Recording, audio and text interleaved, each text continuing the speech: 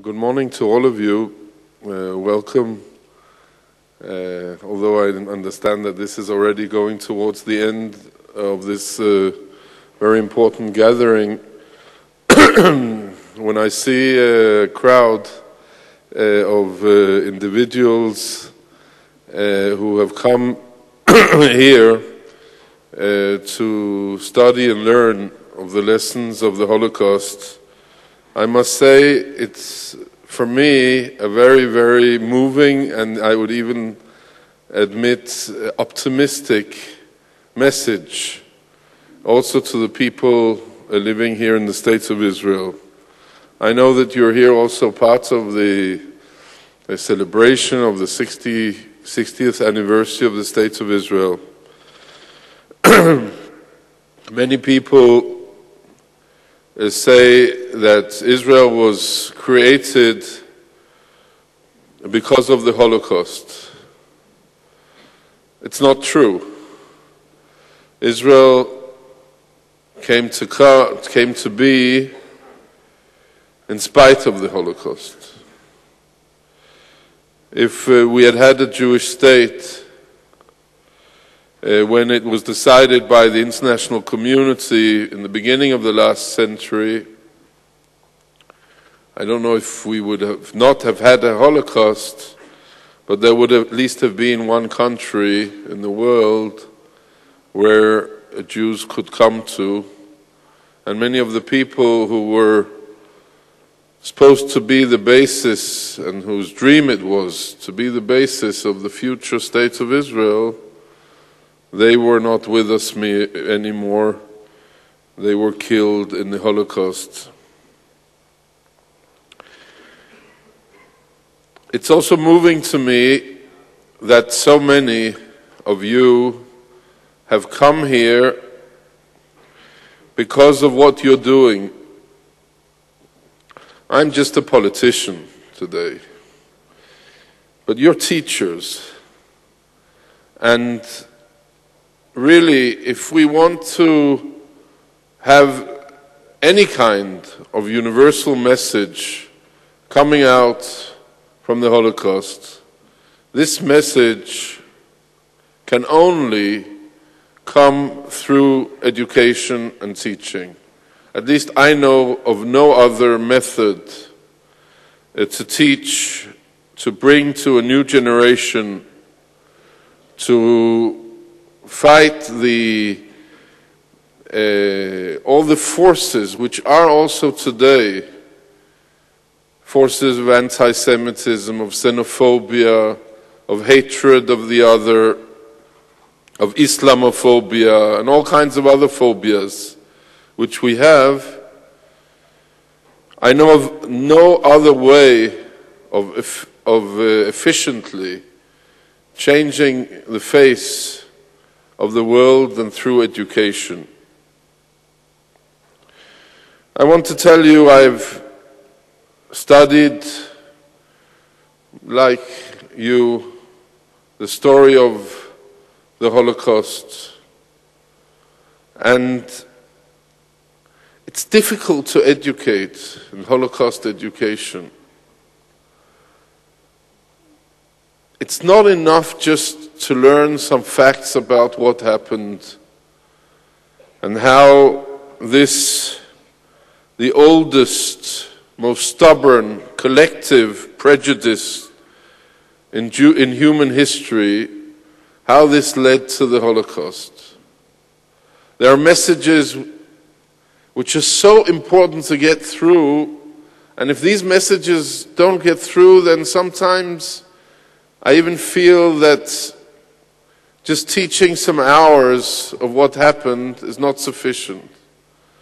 The students, the children have to understand that Auschwitz did not begin in the death camps of Auschwitz. That Auschwitz was a result of centuries of dehumanization of the other. And to explain this to children today is an immense task. We live in a postmodern period where also a lot of individualism is what's in the center.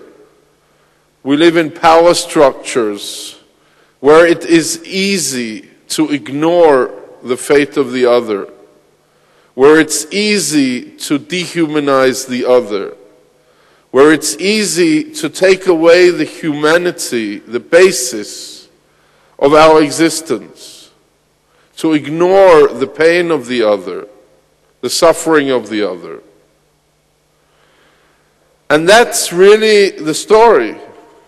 It's true, the Holocaust is a very unique Jewish story.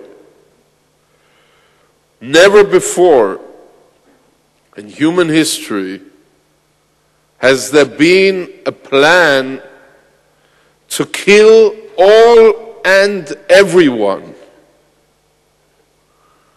who belonged to the Jewish people for the one reason only, that they were Jews. I myself, as it was said here in the beginning, I'm the chief rabbi of Norway. It's good to have some fallback positions in politics. I learned the story of the Holocaust in Norway. Norway is a country with very few Jews.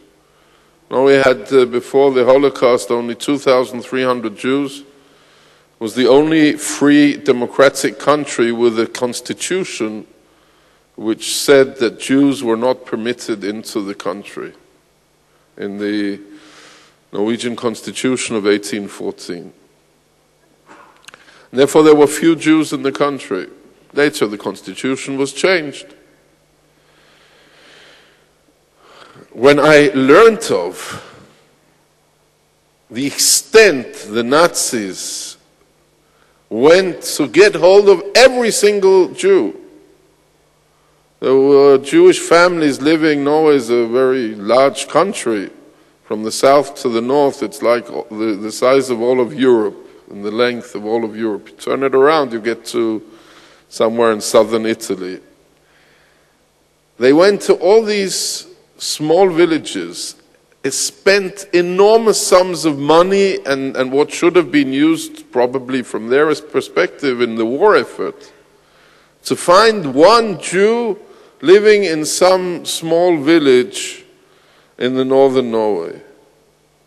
The extent they went to not only kill all Jews, but to wipe out any memory of any existence of Jews and Judaism, again in a country like Norway with a couple of thousand Jews. This is the story. It's a unique Jewish story, but the message has to be universal. The message has to be applied to every single human being. And the message of the Holocaust is that everywhere where there is a human being whose rights are being hurt, crushed, then that human being has to be the center of our attention. It's so easy to ignore suffering. It's so easy to not to care. And that's why it makes me so optimistic that teachers and leaders of education who care have come together here in Jerusalem today. I want to say also one other thing. There is a growing danger in the recent years, not something new, started already during the Holocaust. The unit of the SS wanted to wipe out the story of the Holocaust. This was their task.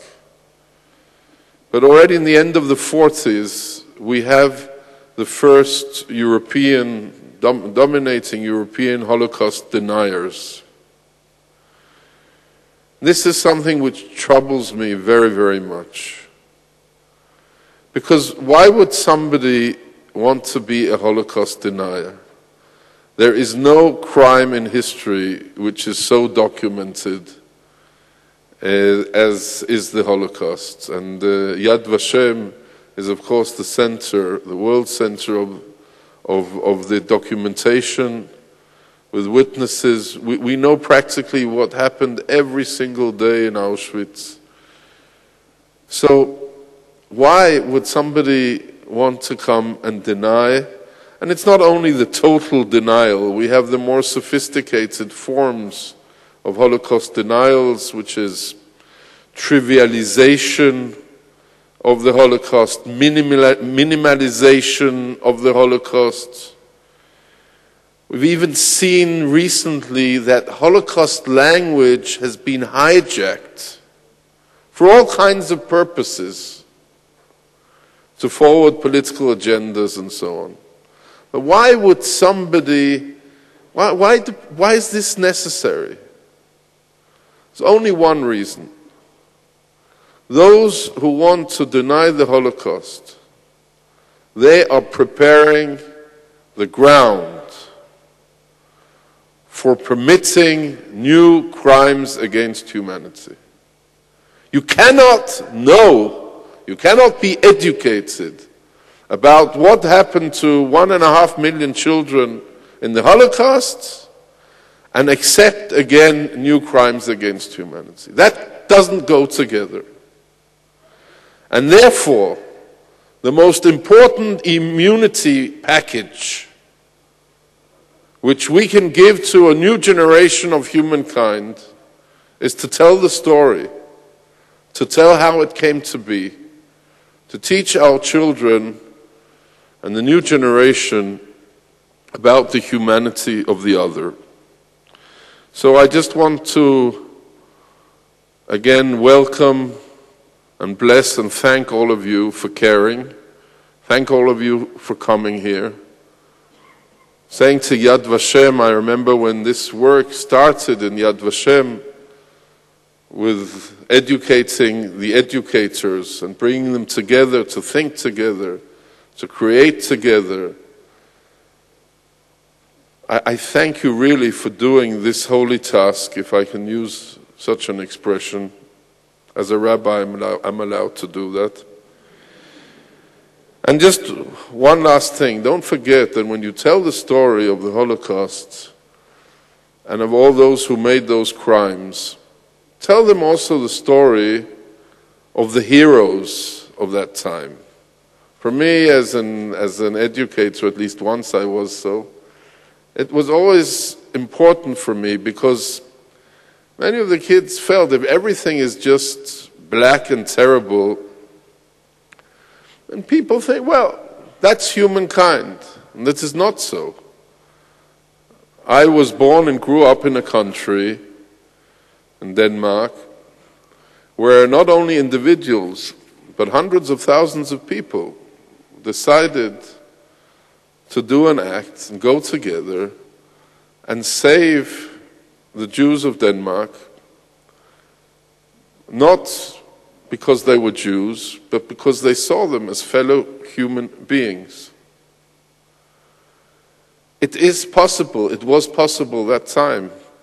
I remember I met the chief prosecutor of the the Eichmann trial. And he had invited my uncle to be a witness in that trial. And he said, you know why I brought him as this witness? Because it was a different story which he had to tell than the story of the other witnesses.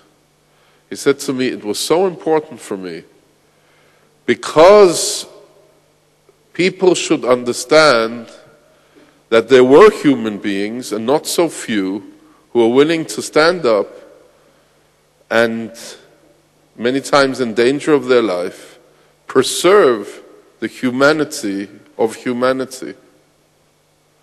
And it's important also to give the kids that part of the picture. So I welcome all of you, I thank all of you, and have good proceedings today also as the last day of the conference.